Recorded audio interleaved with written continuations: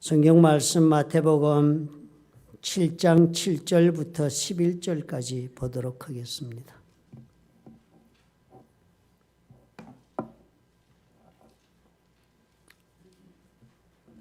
마태복음 7장 7절부터 11절 말씀을 저와 한 절씩 교독하십시다. 구하라 그리하면 너에게 주실 것이요 찾으라 그리하면 찾아낼 것이요 문을 두드리라 그리하면 너희에게 열릴 것이니 구하는 이마다 받을 것이요 찾는 이는 찾아낼 것이요 두드리는 이에게는 열릴 것이니라.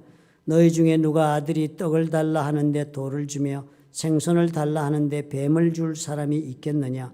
너희가 악한 자라도 좋은 것으로 자식에게 줄 알거든 하물며 하늘에 계신 너희 아버지께서 구하는 자에게 좋은 것으로 주시지 않겠느냐. 아멘. 자기가 원하는 대로 인생을 살아본 사람이 과연 몇 명이나 되겠습니까? 아마 장담하건대 자신이 원하는 대로 계획했던 대로 인생을 살아온 사람은 한 사람도 아마 없을 것입니다. 지금 어느 인생의 지점에 와 있든지 간에 어떻습니까? 다시 한번 내 인생을 살 수 있는 기회가 있다면 새롭게 한번 해보고 싶다 하는 생각이 들지는 않으시는지요? 내 인생 새 출발을 해보고 싶다는 생각은 누구에게나 때때로 살아가면서 드는 그런 자연적인 그런 현상 중에 하나라 할 수 있겠습니다.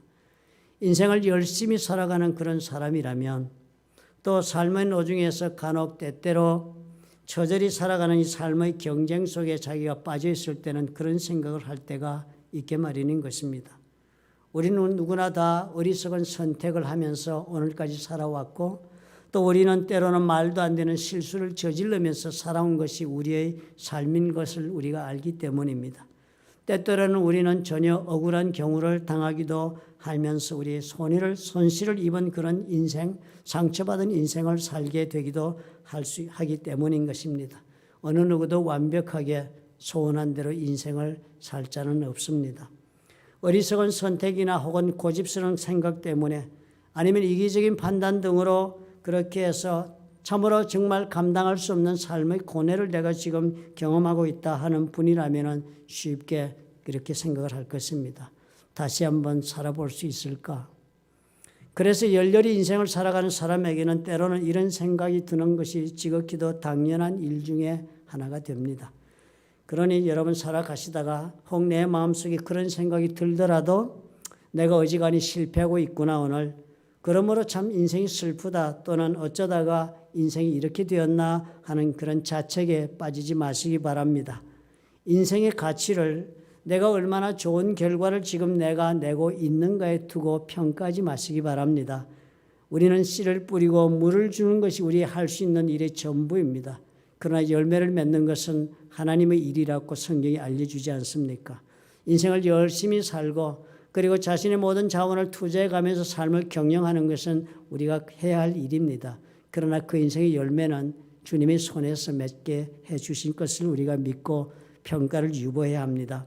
열심히 인생을 추구한 사람일수록 남다른 꿈을 가지고 도전하며 사람일수록 또 그래서 그 꿈을 이루지 못한 것 때문에 아니면 이루지 못한 그 목적 때문에 자신을 책망하고 그리고 나아가서는 자기를 과소평가하고 또 미워하는 경우가 허다하게 됩니다. 그래서 삶과 사람들이나 우리의 주어진 이 모든 삶의 여건에 대한 기대나 기쁨보다는 피곤과 짜증으로 그리고 또 만성 피곤증에 찌들려 우울한 상태로 그렇게 살고 많은 경우도 수도 없게 봅니다. 영적으로는 방향 감각을 상실할 수도 있습니다.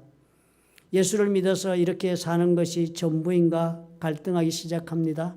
그저 어떤 믿음도 다 어딘가 사라지고 과연 믿는 것이 무엇인지 믿어도 아무런 삶에 도움이 될 것이 없다는 그런 처절한 그런 생각 속에 빠져들기도 하는 것입니다. 영적인 그런 방향 상실이 일어나게 됩니다.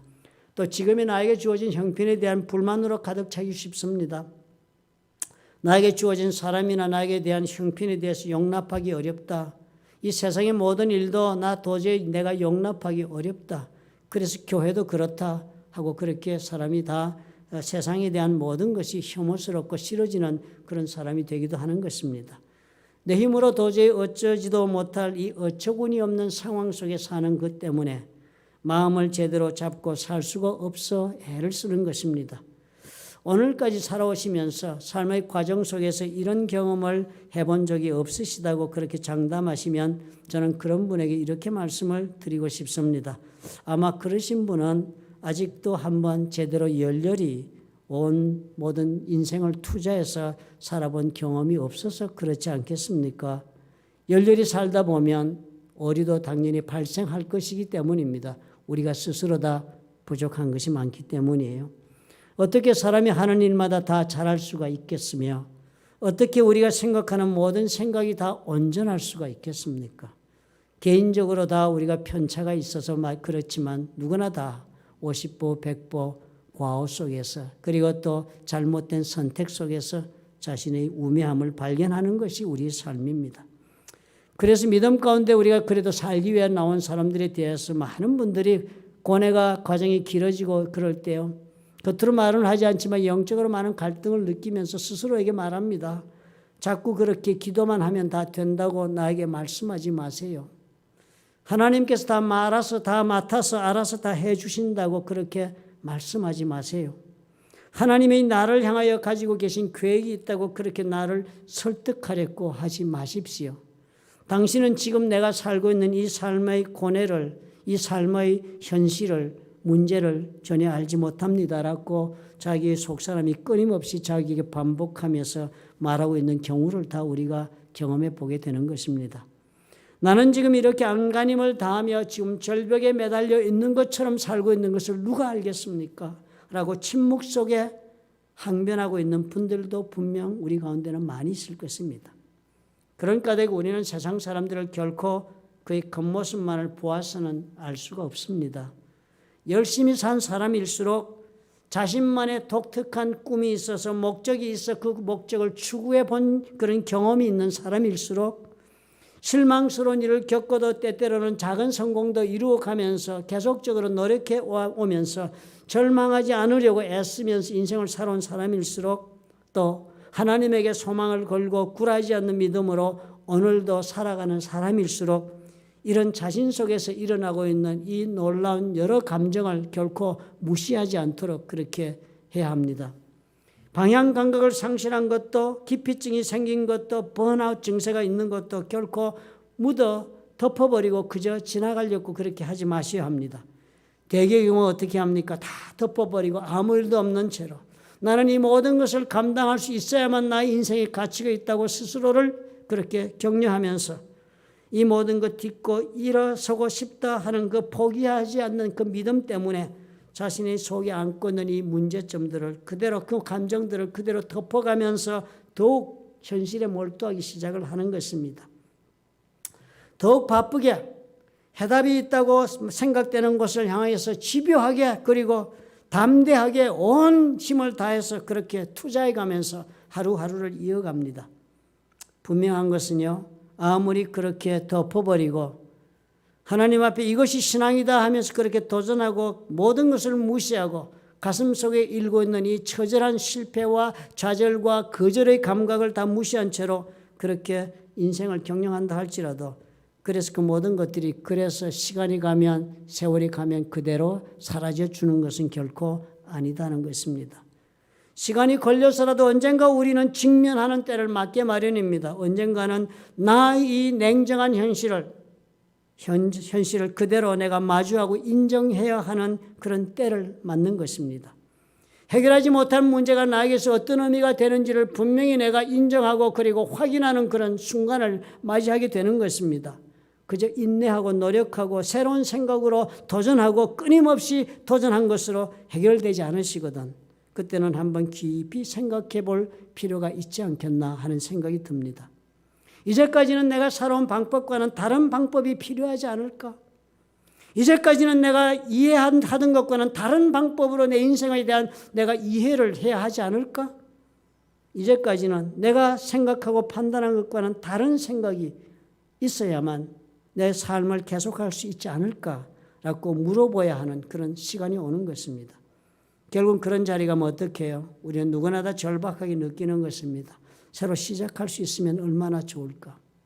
새롭게 내가 아무 제약도 없이 아무런 발목에 잡힌 것도 없이 아무런 상처도 없이 한번 출발해 볼 수 있다면 얼마나 좋을까 하는 이런 안타까운 그런 깨달음이 있는 때도 우리를 찾아오는 것입니다. 결국 나의 지금을 인정해야만 우리는 하나님의 음성을 들을 수가 있습니다. 나의 문제를 결국 냉정하게 받아들이고 인정하고 나의 무능함에 내가 두 손을 들고 하나님 앞에 서야만 하나님께서 나를 향하여 말씀하고 계신 그 말씀을 이해할 수 있는 귀가 열립니다. 그 하나님의 음성을 다시 들어야만 우리가 다시 인생을 시작할 수 있습니다. 왜냐하면 우리 하나님은 새로운 기회의 하나님이시기 때문입니다. 하나님은 언제나 우리에게 다시 한 번의 기회를 주시기를 기뻐하시며 즐거워하시는 그런 하나님이시기 때문입니다. Our God is a God of second chance, God of fresh start, God of new beginning. 우리 하나님 그런 분이시기 때문입니다. 하나님 그래서 이스라엘 백성들에게 어떻게 그들의 삶을 인도해 오셨습니까? 그들을 광야로 이끌어내시고 그들에게 하나님 무엇보다도 그들에게 당부하신 것은 하나님의 자녀들에게 당부하신 것은 내가 지금 너에게 정해주는 이 절기를 꼭 지키도록 해다오 하는 그런 당부를 했습니다. 그 절기라는 것들이 다 무엇이었습니까? 새롭게 저들의 삶을 시작한 사건들을 뜻하는 그런 것이 절기였습니다. 6월절요. 애굽에서의 종살이가 끝나고 새로운 자유민의 삶을 시작한 날이었으니까 그날을 기념해서 기억해라. 과거에 일어난 사건이었지만 그날을 기억하라 한 것은 그날이 새로운 시작을 했던 날이기 때문입니다. 무교절이요. 광야에 나와서 종전에 먹지 않던 효소가 들지 않은 그런 누룩이 없는 빵을 먹었던 것이 그것이 상징하는 삶을 기억해라 하는 것입니다. 급하게 광야에까지 나와서 광야의 삶을 시작하였던 너희들의 삶을 기억해라. 그것 기억하기 위해서 이 무교절을 지켜라 그랬습니다. 초막절도 그랬고요. 칠칠절도 그러고 대속절도 모든 절기가 다 이스라엘이 이렇게 절기를 명령하여 지키라는 것은 저들의 삶 속에서 무엇인가 그때에 새로운 일이 시작되었기 때문이었습니다. 이 모든 것은 다 과거에 일어난 사건인데요. 절기를 지키라는 우리는 과거의 사건을 기억하며 살아라. 하나님이 우리 삶 속에 이렇게 역사하신 것을 기억하고 감사하고 살아라 라고만 우리는 이야기가 쉽습니다. 왜 그렇게 그럼에도 불구하고 주님은 지키시라고 했겠습니까? 절기를 통해서 과거에 그렇게 새로운 일을 시작하신 하나님을 생각하게 해서 오늘 다시 우리 하나님은 너희 삶을 새롭게 시작할 수 있다 하는 것을 확인시켜 주시기 위한 것이었습니다. 지나간 세월 동안에 일어났던 모든 일들을 그 절기를 통해서 다 묻고 새 출발을 한 것처럼 이제 오늘 이 절기를 맞으면 묻어라. 그리고 새롭게 시작하자 하시는 것이 하나님이 저들을 향한 뜻이 있기 때문입니다. 그러므로 우리가 이런 하나님의 심중을 이해하고 우리도 인생을 사는 자가 현명한 자고 지혜로운 자겠습니다. 이제 그러므로 여러분 우리 생일 잔치도요. 과거에 태어난 날로 생각하는 파티로 끝내지 마십시오. 이 생일 잔치는 새롭게 이 땅에 와서 삶을 시작한 날이었구나. 그러므로 오늘 이 생일이 나에게서 새로운 출발, 새로운 축복의 시작의 날이 되는구나 라고 소망을 가지고 시작하는 날로 삼으시면 하나님의 뜻이 그렇게 이루어지겠습니다. 결혼 기념일도 그렇습니다. 새롭게 가정을 이루어 출발한 그날을 기억하고 장미꽃이나 사다 주는 날로 끝나는 날이 아니라 우리가 이렇게 가정을 시작하고 새 인생을 출발하셨던 그날에 하나님이 주셨던 그 축복이 오늘 다시 시작되게 하옵소서 하는 믿음으로 하나님을 시작하는 날이 되어야 할 것입니다. 우리 믿는 모든 사람들 하나님의 자녀들이라면 우리는 한 주일의 시작도 그래야 하겠고 한 달의 시작도 그래야 하겠고 한 계절의 시작도 우리는 그렇게 해야겠습니다. 우리는 그냥 맞아서 안 될 것이에요. 하나님의 의도를 우리가 알고 맞아야 하겠습니다. 하나님은 그렇게 우리에게 말씀하세요. 새로운 생일을 맞으면서 너는 새로운 인생을 시작할 수 있다. 결혼 기념일 기록하고 지키는 사람에게 결혼 생활을 다시 한번 너는 새롭게 이루어 보아라라고 하나님은 우리를 격려하시는 것입니다. 왜 그렇게 하시겠습니까? 하나님은 다시 한번 기회를 주시는 하나님이시기 때문입니다. 우리가 이것을 꼭 기억하십시다. 우리의 출생이 그리고 우리의 가정의 시작이 우리가 살아가는 한 해의 시작이 새로운 축복과 새로운 출발로 이루어지기를 원하시는 하나님의 뜻을 우리가 이해하고 이 길을 걸어가야 하지 않겠습니까? 이스라엘의 역사를 여러분 한번 보십시오. 요즘 우리가 성경 통독 열왕기 상하를 지금 들어갔습니다. 그때 우리가 본 이스라엘 사람들이 어떤 사람들이었습니까? 사사기. 우리 눈에 보여졌던 저 사람들의 모습은 참으로 처참한 실패를 스스로 짓고 사는 사람들이었습니다. 누가 저들로 하여금 죄 짓고 쓰러지게 만들지 않았어요. 스스로가 실패를 선택하고 실패한 사람들이 이스라엘 사람들인 것을 우리가 보았습니다. 그렇지만 그런 사람들이 하나님은 어떻게 해요? 언제나 저들이 하나님을 찾아오는 한 저들에게 새로운 시작을 허락했다 하는 것이 사사기에 기록된 내용이 아닙니까? 우리 하나님은 언제나 찾아오는 사람들에게 세컨드 찬스를 주시고 세컨드 찬스뿐만 아니라 another chance, the other chance를 계속적으로 주신 하나님이셨음을 사사기를 통해 보여주신 것입니다. 우리 하나님은 그런 하나님이심을 기억합시다. 성경은 그래서 정말 놀라운 이야기들로 가득 차 있지 않아요. 믿을 수 없는 방법으로 하나님은 하나님의 백성들에게 새로운 시작을 하도록 하시는가를 놀랍게도 성경은 수도 없는 사건으로 기록해 놓은 것입니다. 그러나 그 모든 사건을 여러분 가만히 주목해서 읽어보십시오. 하나님은 그 모든 새로운 출발 이전에 반드시 먼저 행하신 일이 한 가지가 있었습니다. 그것은 그 사람을 변화시키는 일이었습니다. 사람들마다 하나님이 쓰시는 변화를 일으키는 방법은 다양했지만 내용은 하나였습니다. 그 사람의 심령의 변화였습니다. 선 변화예요. 그리고 후 해결이 하나님이 택한 방법이었던 것을 성경은 우리에게 보여주는 것입니다. 우리는 다 하나님 앞에서 나는 믿음의 자녀니까 당연히 하나님께 기도하고 해결받을 수 있다는 그런 우리 자동적인 그런 기대를 품고 하나님 앞에 삽니다. 가만히 생각해 보면 우리는요 잊고 사는 것입니다. 하나님이 이 방법 변화 없이 해결을 보겠다고 살고 있는 것입니다. 변화 없이 해결을 보겠다는 마음의 태도는 아무런 관계없이도 내 필요한 것을 내가 받아야 한다는 그런 이기적 욕심 이상이 아닙니다. 관계를 맺는 것 없이 원하는 것만 가지겠다니까요. 변화를 원하지도 않고 생각하지도 않고 결론을 원하는 것입니다.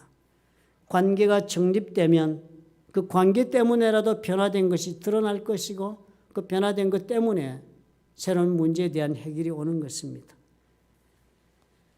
하나님께서 하나님에 대한 믿음으로 인생을 추구하며 살다가 벽에 부딪혀 멈출 수밖에 없던 믿음의 사람들, 또 많은 믿음의 사람들이 그럼에도 불구하고 믿음이 있어서 살아왔음에도 불구하고 본인이 전혀 생각하지도 않았고 상상해 보지도 못했던 그런 실패를 경험해서 재기가 불가능해진 그런 사람들, 아니면 그에 더하여서 예수를 믿으면서도 죄 때문에 온통 자신의 인생을 망가뜨리고 만 사람들, 그런 사람들이 누구든지 간에 하나님을 찾아오기만 하면 하나님께서는 기꺼이 인생의 새로운 기회를 허락하신다는 사실을 우리가 믿고 살아야 하겠습니다.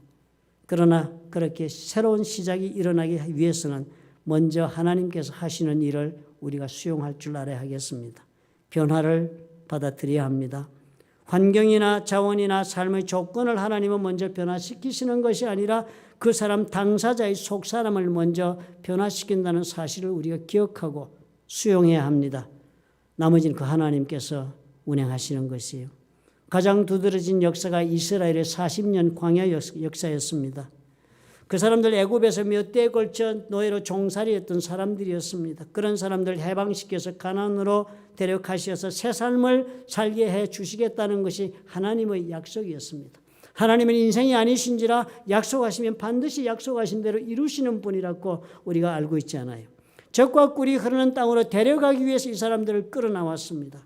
이제 다시는 너희들은 배고픔도 그리고 채찍도 강제 노역도 터무니없이 자식을 빼앗기고 죽음을 당하는 일도 없는 삶을 사는 땅으로 간다. 하나님의 보호하심과 공급하심 속에서 하나님의 자녀로 복을 누리는 땅으로 내가 데려가 주겠다고 약속하신 그 하나님의 약속 때문에 이 사람들이 광야로 나왔습니다. 그런데요, 저들은 기대하던 가나안으로 가기 전에 당장 하나님으로부터 부여받은 인생 숙제가 무엇이었습니까? 광야 훈련이었습니다. 40년의 그 과정 동안에 하나님께서는 저들의 사고방식의 변화를 일으키기 위해 시작하시고 그 사고방식의 변화를 통해서 그 다음에 저들의 하나님에 대한 심령의 변화를 다 이루신 다음에 가나안으로 데리고 가고자 하고 역사를 시작하셨던 것입니다. 멘탈리티의 개조였습니다. 마음을 이 머리를 바꾼 다음에 그 다음에 하나님 마음을 바꾸는 이 두 단계의 역사가 광야에서 저들에게 벌어진 것입니다. 저들은 애굽에 살 때는 그저 주는 대로 사는 인생, 슬레이브 멘탈리티, 노예의 사고방식으로도 훌륭했습니다. 그러나 광야에 나와서 이제 하나님의 복을 누리고 사는 자유민이 되기 위해서는 두 가지 변화가 있지 않고서는 될 수 없다는 거예요. 노예의 근성과 노예의 사고방식으로는 하나님의 자녀로서의 복을 누리는 자의 삶을 살 수 있는 그런 자유민의 생각을 가지지 못했기 때문입니다. 자유민은요, 하나님의 백성은 하나님의 백성으로서 말씀을 따라 산 자기 인생에 대한 책임을 질 줄 아는 사람이 되어야 하기 때문에 저들은 40년을 그 훈련을 받았던 것입니다. 단순한 변화가 아니었지요. 좀 더 무슨 착한 행실을 하고 말이나 잘 듣고 한두 가지 좋은 일하고 나쁜 버릇 좀 버리고 하는 정도가 아니었습니다. 전적으로 다른 사람이 되는 과정을 하나님이 거치게 하셨습니다. 그리고 그 전적으로 변화하거나 혹은 사고의 개조가 불가능한 사람들은 광야에서 죽게 하셨습니다. 사고의 변화가 완전히 일어나지 않고서는 새로운 출발은 결국은 다시 예전의 실패를 만들고 말 것이기 때문에 우리 하나님께서 철저하게 역사하셨던 것입니다. 노예 신분이 그저 해방이 되었다고 해서 자유인으로 살 수 있는 것이 아니듯이 우리가 그런 것입니다. 죄의 종로로 닿는 우리가 예수를 믿어 하나님의 자녀가 되었다고 해서 그저 그렇게 살 수 있는 것이 우리가 아닌 것입니다. 우리 속에 반드시 변화되어 개조되어야 하는 놀라운 일들이 있는 것입니다. 그렇지 못한 것 때문에 우리 죄된 본성을 우리가 알고 사는 것 때문에 우리 삶 가운데는 실패할 수밖에 없는 많은 일들이 우리 삶을 족쇄 채우고 그 과정 속에서 하나님은 우리를 건져내시기 위해 우리 삶 가운데 내 속사람이 개조되는 과정을 얼마나 간절히 원하고 계시겠습니까? 모세도 그랬잖아요. 모세도 믿음이 없었던 사람은 결코 아니었습니다. 모세가 하나님을 몰랐습니까? 그 사람은 하나님의 민족, 자신들의 민족에 대한 약속도 알았던 사람이었기 때문에 그토록 담대한 행동도 했던 사람입니다. 그러나 그 모세의 사고방식이 그날 가져온 실패는 지극히 당연했고 그것이 고쳐지지 않으면 하나님은 하나님의 뜻을 이 백성들을 향하여 이루는 일에 모세를 쓸 수가 없었습니다. 새로운 출발을 위해서 모세는 40년 동안 미디안 광야에 엎드려 살았고 결국은 불타는 떨기나무 아래에서 하나님의 음성을 들으면서 그 음성을 듣고 답하는 모세 속에서 변화된 모세의 모습을 우리는 보게 되는 것입니다. 그래서 모세는 전적인 내적인 생각의 개조가 일어났기 때문에 이제는 칼을 든 모세가 아니라 지팡이를 든 모세로 하나님이 계획하셨던 놀라운 역사를 감당하고도 남는 인물이 되었던 것입니다. 하나님이 허락하신 새로운 출발의 모습은 이렇게 이루어진 것입니다. 다윗은 어땠습니까? 믿음의 청년이었지만 그는 결국은 그 고난의 과정 동안에 완전히 개조가 되어서 하나님의 마음에 합한 자로 변화된 것입니다. 다윗의 시편을 여러분 읽어보십시오. 얼마나 많은 시편이 원수에게 자기 적들에게 원수를 갚아달라는 처절한 기도를 드리는 다윗이었습니까? 그러나 세월이 지나가면서 그 기도가 어떻게 변했던가를 여러분 시편을 주목해서 읽어보십시오. 오히려 그 처절한 복수를 요구하였던 그 기도는요. 하나님께 영광을 돌리는 삶으로 바꿔달라고 기도하고 용서해달라고 하는 자비와 긍휼의 기도로 변모된 것을 우리가 발견할 수 있습니다. 요셉이요. 마리아의 남편이었던 그 요셉은 좋은 사람이었습니다. 그러나 단순한 좋은 사람으로 하나님은 그 요셉을 쓰실 수 없었지요. 성령께서 그 마음을 변화시켜서 그리고 전적인 변화가 이루어지는 좋은 사람으로서 간에 요셉은 하나님의 뜻을 알고 순종하며 자신의 삶을 내어놓을 줄 아는 사람으로 변화된 것입니다. 예수님의 12제자들은 어땠습니까? 예수님 돌아가시고 나서 저들은 다 두려워서 갈릴리 있는 자신들의 집에 그냥 문을 닫고 모여 앉았었습니다. 두려워서 문 밖에 나가지도 못한 자들이었습니다.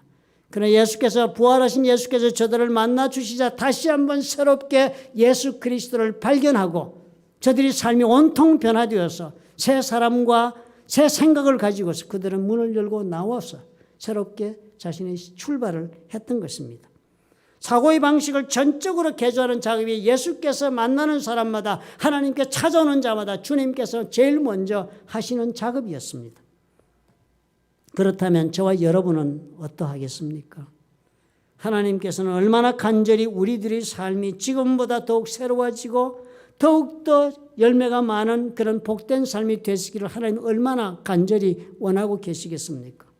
그러나 하나님 그렇게 말씀하실 것이에요. 이대로는 할 수가 없다. 지금 현재 이 고난의 자리까지 몰려온 이 모습 이대로는, 지금 현재 이 고통의 질고를 안고 있는 이 모습 이대로는 전적인 전환이 일어나는 인생을 다시 시작할 수는 없다 하시는 것입니다. 왜요? 왜 하나님께서 지금 이렇게 새로운 시작을 위한 변화를 우리가 그토록 기도하고 다가가는데 주님은 아직도 이루지 못한다고 말씀하실까요? 우리가 하나님께로 가지 않았기 때문입니다. 우리는 문제 해결을 행하기를 하나님이 참으로 능력 가운데 우리 기도를 들으시고 응답하기를 바라는 사람의 모습으로만 머물렀지, 우리가 하나님께로 가서 그의 손에서 내가 전적으로 변화되는 일을 하나님께 의지하지 않았기 때문입니다. 우리가 현실의 부족함과 무능함을 인정하고 주님을 바라보는 사람으로 우리가 주님 앞에 서야 합니다. 지금 나는 내 모든 능력과 지혜와 노력의 끝에 와 있다 하는 것을 우리가 인정하는 사람이 되어야 합니다. 그러지 못하면 결국은 나는 나를 부인하는 일에서 온전히 이루지 못할 것입니다. 그리고 지금 나의 문제는 나로서는 해결할 수 없는, 나로서는 고칠 수도 없는, 나로서는 아무런 대안도 낼 수 없는 처지에 나는 빠져 있다 하는 이 처절함을 내가 인정해야 합니다. 내 삶의 모든 경우의 수를 통틀어서 이 문제를 해결하고 내가 하고자 애쓴다 할지라도 이 문제는 결코 나를 떠나지 않는다는 냉엄한 진실을 볼 수 있어야겠습니다. 그리고 주께 나아가는 것입니다. 그랬을 때 오늘 마태복음 7장 7절이 우리에게 답을 해줄 것입니다. 구하라 그리하면 너에게 주실 것이요, 찾으라 그리하면 찾아낼 것이요, 문을 두드리라 그리하면 너에게 열릴 것이다. 그렇게 하는 대로 다 받는다고 주님 약속하시면서 너희 중에 누가 아들이 떡을 달라 하는데 돌을 주며 생선을 달라 하는데 뱀을 줄 사람이 있겠느냐? 기도했는데 엉뚱한 거 주겠느냐? 그러면서 이렇게 마태는 정리를 해요. 너희가 악한 자라도 좋은 것으로 자식에게 줄 알거든 하물며 하늘에 계신 너희 아버지께서 구하는 자마다 좋은 것으로 주시지 않겠느냐? 대단히 의미심장한 말씀을 하시지요. 구하는 것마다 주시지 않겠느냐가 아니지요. 구하는 것마다 좋은 것으로 주시지 않겠느냐. 이 좋은 것이 여러분 무엇이라고 생각하십니까? 지금 여러분이 하나님 앞에 간절히 기도하고 있는 것이 좋은 것입니까? 그렇게만 되면 여러분의 삶에 좋은 일로 발전해 나가는 일들을 지금 구하고 계시다고 여러분 확신하십니까? 구하는 대로 받는 것을 다 원하신다면 그 구하는 것이 나에게 가장 좋은 것이야만 되겠습니다. 나에게 가장 좋은 것이 아니라면 참으로 구했어도 받지 않는 것이 얼마나 좋겠습니까? 하나님께서 우리에게 주시는 좋은 것이 되도록 우리 하나님은 선택하실 것이에요. 우리 구하는 것이 나에게 가장 좋은 것이라는 그런 보장은 없다는 생각을 가지고 우리 삶을 다시 돌아볼 수도 있어야겠습니다. 도란 탕자의 이야기를 여러분 회상해 보십시오. 어떤 사람에게 두 아들이 있는데 그 둘째 아들이 그랬습니다. 아버지에게 말하되 아버지여 재산 중에서 내게 돌아올 분깃을 내게 주소서 하는지라 아버지가 그 살림을 각각 나누어 주었다. 누가 살아있는 아버지가 자기 유산을 아들들에게 지금 살아있는데 먼저 달라 한다고 줄 아버지가 어디 있겠습니까? 얼마나 간절히 아버지에게 달라고 둘째 아들이 그랬으면 아버지가 나누어 줬겠어요, 먼저. 그리고 나서 며칠이 안 돼서 받자마자 며칠이 안 돼서 둘째 아들이 재물을 다 모아가지고 먼 나라에 가 거기서 허랑방탕하여 그 재산을 낭비한 것이 이 사람의 인생을 완전히 몰락시킨 일이 되고 말지 않았습니까? 애초부터 이 아들이 그토록 원하는 것, 나는 이것을 받으면 내 인생은 뭐 멋지게 살 것이다, 가장 좋은 것이라고 생각하고 달려드는 그 둘째 아들에게 아버지가 주지 않았더라면, 그 간청을 들어주지 않았더라면 아마 둘째 아들은 이런 허랑방탕한 삶을 살지 않았을 것입니다. 원하는 대로 다 주어지는 것이 반드시 유익할 것이라는 것은 우리의 욕심일 따름입니다. 우리는 우리가 무엇을 구하고 있는지도 모른 채 구하고 있을 수도 있습니다. 전에 제가 한번 얘기를 드렸던가요?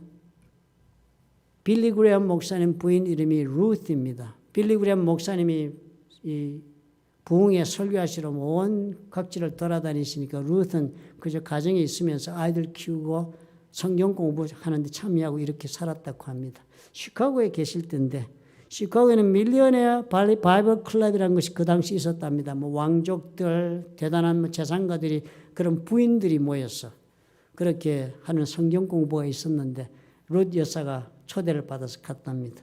초대한 이유가 딴 것이 아니었습니다. 저들이 참으로 삶의 질문을 좀 여쭤보고 응답을 받고자 해서 불렀는데 가장 큰 질문이 그랬습니다. 어떤 공주가 되는 분이 물어봤습니다. 어떻게 하면 룻 여사가 하는 것처럼 어떻게 하면 우리가 기도해서 기도의 응답을 제대로 받을 수 있겠습니까? 우리가 기도한 대로 응답 받을 수 있겠냐고 그런 뜻으로 우리가 묻지 않아요? 그렇게 질문했습니다. 그랬더니 룻 여사가 대답을 하기를 내가 기도한 대로 하나님께서 응답해 주셨다면 나는 벌써 7번이라도 이혼을 했을 것입니다. 라고 답을 했답니다. 그래서 누가복음은 오늘 읽은 마태복음과 동일한 말씀을 적어놓으면서 우리에게 이렇게 알려줍니다. 마태복음 7장 11절을 누가복음 11장 13절이 이렇게 적습니다. 너희가 악할지라도 좋은 것을 자식에게 줄 줄 알거든 하물며 너희 하늘 아버지께서 구하는 자에게 성령을 주시지 않겠느냐. 하나님께서 우리가 기도하면 더 좋은 것으로 너희에게 주는 것은 분명하다 하시는 것입니다. 그러나 하물며 how much more 얼마나 더 이상 will your Father in heaven 하늘에 계신 아버지께서 give the Holy Spirit to those who ask him. Holy Spirit 성령을 달라고 요구하는 그런 사람들에게 성령을 얼마나 더 하나님께서 주시기를 원하겠느냐. 하나님 그토록 간절하다는 것입니다. 우리의 기도를 할 때마다 우리 기도에 가장 좋은 것을 주는 것은 물론이라 하십니다. 그럼 누가는 하나 더 적는 거예요. 그보다도 하나님은 한 단계 더 너에게 사모하고 기다리고 있는 것이 있다. 그것은 다른 것이 아니라 너가 성령을 구한다면 얼마나 하나님 기쁘시게 그것을 너에게 주겠느냐. 간절한 이야기를 적었습니다. 다른 어떤 것 구해도 하나님께서 좋은 것을 주실 뿐인데 그런 하나님께 네가 성령을 구한다면 얼마나 좋겠느냐 하는 마음이 들어 있습니다. 왜 누가가 성령을 먼저 이렇게 구했으면 좋겠다고 했겠습니까? 성령님은 그 무엇보다도 첫 번째 하시는 일이 변화시키시는 분이시기 때문입니다. 그 성령님이 우리에게 들어오면 우리의 속사람을 변화시키는 일을 하시기 때문입니다. 그렇기 때문에 우리 삶 가운데 무슨 좋은 일이 일어나기 이전에 우리가 무슨 하나님의 자비하심과 긍휼을 입어 또 새로운 인생을 출발하기 이전에 누가는 말하는 거예요. 이것부터 구하고 이것부터 찾고 이것부터 두드리면 좋겠다. 얼마나 우리 하나님이 기뻐하시겠느냐. 성령을 구해라. 그 모든 기도의 응답의 역사를 위해서요. 먼저 우리 속에 변화가 일어나야 하는 것을 전제하고 있는 구절입니다. 성령을 받아 변화 일어나면 응답은 그 다음에 하나님께서 답을 주시는 것이라는 거예요. 그 놀라운 말씀을 주시는 것입니다. 변화는 내 생각이나 내 결심으로 이루는 일은 결코 아닙니다. 내 의지력으로 이루는 것이 변화가 아닙니다. 그것은 행동의 교정이지 사람의 변화는 아닙니다. 내 영이 변화해야지요. 하나님의 영이 내 속에 들어와서 역사하기 시작하시면 내 속에서 전적인 개조가 벌어지는 것입니다. 그래서 성령이 들어와서 역사 처음으로 우리를 변화시키는 일이 우리가 영적으로 거듭나는 일, 그리고 새 사람으로 빚어지는 일, 이렇게 발전해 가는 것입니다. 하나님은 언제나 우리를 기다리고 계신다는 것 여러분 잊지 마십시다. 하나님이 우리를 기다리고 계세요. 많은 분들은 오랜 기도 가운데 그렇게 생각하고 계실 것입니다. 언제 우리 하나님 나에게 오시려나? 언제 하나님 나에게 오셔서 날 붙들어 주시려나? 언제 이 바윗돌을 치워주시려나? 언제 이 문을 열어주시려나? 우리는 하나님 기다리고 계신 분들 많을 줄 압니다. 결코 그렇지 않습니다. 하나님이 우리에게 오실 것이 아니라 우리가 하나님께 가면 언제든지 만나주시려 기다리시는 분이 하나님이심을 여러분 꼭 기억하십시오. 돌아온 탕자의 경우를 기억하셔야 합니다. 잘못된 선택으로 진퇴양난에 빠진 둘째 아들을 그 아들이 집을 나간 날부터 기다린 분은 아버지였습니다. 아들이 고난과 고통 속에서 깨달아서 아버지를 다시 찾아야 하겠다고 생각하기 그 이전부터 언덕에 서서 그 아들을 기다린 분은 아버지였습니다.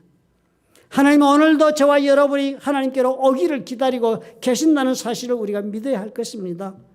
오늘도 우리가 그래서 성령의 충만함을 입도록 구하고 그래서 그 성령의 역사하심으로 내 심령에 깨닫고 새 사람으로 내가 새 인생을 살겠다고 우리 하나님 앞에 그렇게 일어설 수 있으면 우리 하나님은 그런 나의 삶 가운데 새로운 손을 들어 하나님 역사하실 것입니다. 마음이 결단하고 돌았으면 나머지는 주께서 시작하실 거예요. 오늘 인생에 무슨 일이 일어나고 있습니까? What is happening in your life now? 무슨 일이 틀어져서 여러분 고생하고 계십니까? What's not working in your life? 마음을 지금 사로잡고 있어 갈등하고 있는 문제가 무엇입니까? What great question are you grappling with in your heart? 새로운 시작이 절실하십니까? Do you need a fresh start? 하나님께로 돌아와 성령을 입으시면서 우리 하나님을 새롭게 발견하는 일에서 출발합니다. 성령의 충만함을 입고 새롭게 개조되면 새로운 하나님을 발견하게 되고 새로운 예수님을 만나게 되고 그러면 그곳에서 새 인생이 시작되는 것입니다. 다락방에 숨어있던 12제자들에게 예수님 찾아오셔서 숨을 내쉬면서 성령을 받으라 라고 하시고 그리고 믿지 않는 도마에게 예수께서 직접 자신의 몸을 보이면서 확인했습니다. 부활하신 것을. 그러자 도마가 그것을 보고 주는 살아계신 하나님의 아들이라고 고백하고 저들은 예수 그리스도가 새로운 존재로 저들의 삶 가운데 다가온 모습을 보고 주님을 다시 발견한 그 자리가 된 것입니다. 거기서부터 새 인생의 시작이 되었다는 사실을 우리가 보지 않았습니까? 저와 여러분, 우리는 우리 삶의 어느 부분에서 새롭게 꼭 시작이 되어야만 우리가 살 수 있는 부분이 있습니까? 그러시다면 그 부분에서 우리 주 예수 그리스도를 다시 발견하면 되는 것입니다. 우리 주의 성령께서 오시면 이 모든 일을 인도해 주실 것입니다. 믿으시면 아멘 하시기 바랍니다. 기도하겠습니다. 사랑의 하나님, 이 부활의 계절에 참으로 우리가 주님 앞에 나올 수 있어 너무 감사합니다. 우리가 무엇이간데 주님께서 이토록 절묘하게 1년 동안 우리는 참으로 사모하고 하나님 그리워하며 살았지만 오늘 다시 주의 전에 나와 주님의 성호를 찬양하며 우리가 예배 드릴 수 있는 은혜를 허락해 주시나이까. 주님 감사합니다. 부활하신 예수 그리스도를 우리가 다시 한번 만나 새롭게 재발견을 하는 날이 되도록 도와주옵소서. 우리 생각이 새롭게 변화되고 우리의 삶에 대한 우리의 마음도 변화되어서 새롭게 발견한 주님의 손을 붙잡고 우리가 일어설 수 있도록 하나님이여 고난 가운데 있는 우리 형제들, 고난 가운데 걸어가고 있는 우리 자매들을 기억하시고 주님께서 오늘 부활을 통한 놀라운 은혜 가운데 역사해 주시옵소서. 예수님 이름으로 감사하고 기도합나이다. 아멘. 찬양하시겠습니다.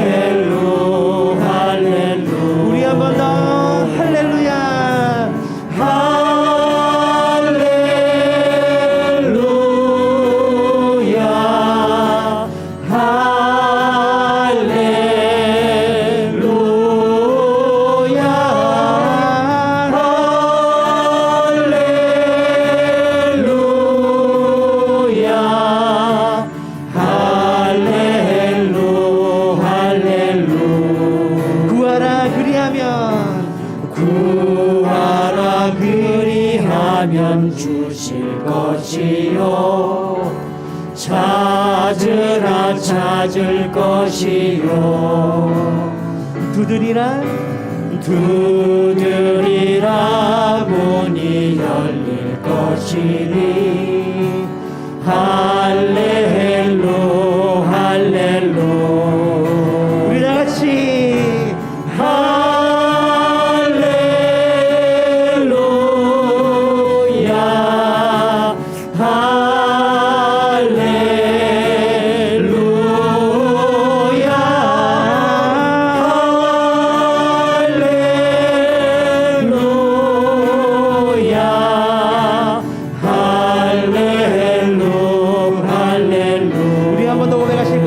먼저 그 나라와 먼저 그 나라와 의를 구하라. 그 나라와 그 의를 그리하면 이 모든 것을 너희에게 더하시리. 아멘. 우리 같이 찬양하시면서 할렐루야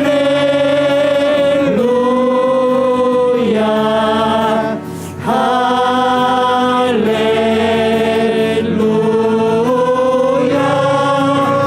할렐루야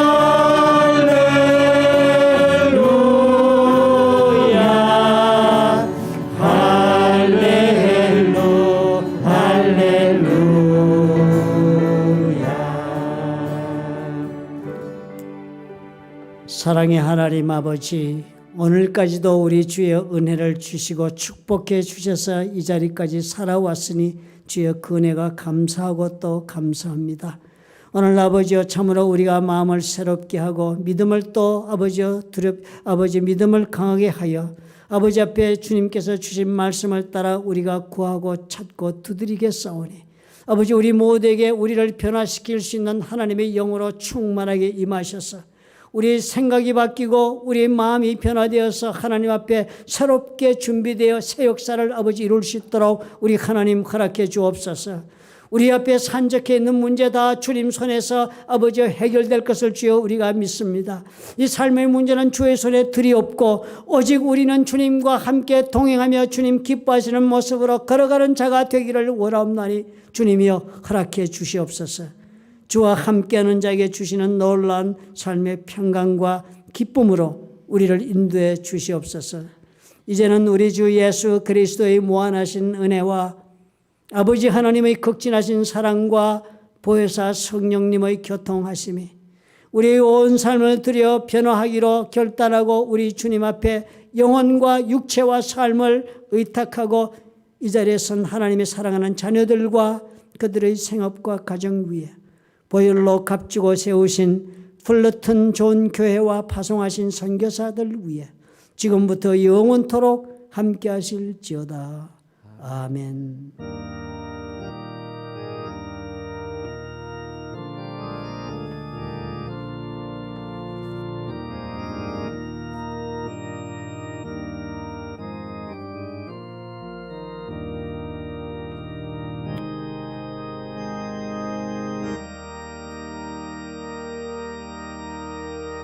페리오에 약간의 점심이 준비되어 있습니다. 한 분도 그냥 가지 마시고요. 오랜만에 얼굴도 보고 인사.